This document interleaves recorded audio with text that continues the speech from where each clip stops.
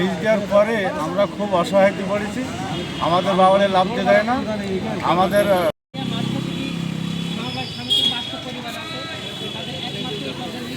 দেওয়া হয়েছে রামচন্দ্রপুর সমিতির নামে, এটা সম্পূর্ণ বেআইনি।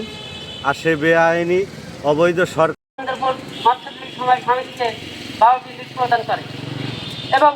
একদমই মানে অবশ্যই হয়ে গেছে, অসহায় হয়ে গেছে একেবারে। এই কারণে আমরা চাচ্ছি যে ডিসি সাহেব মৎস্যজীবী সমাজ সমিতিকে বাউটি দেওয়ার জন্য বিশেষভাবে আবেদন জানাচ্ছি।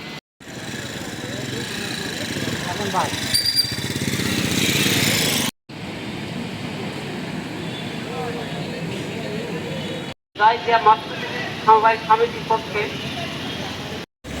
পার্শ্ববর্তী জেলা চুয়াডাঙ্গা জেলার ষষ্ঠী হালদার ও বিজয় হালদারকে সাবলিজ দিয়েছে, যেটা একমাত্র উপার্জনের জায়গা হচ্ছে এই জয়দিয়া জলমহল।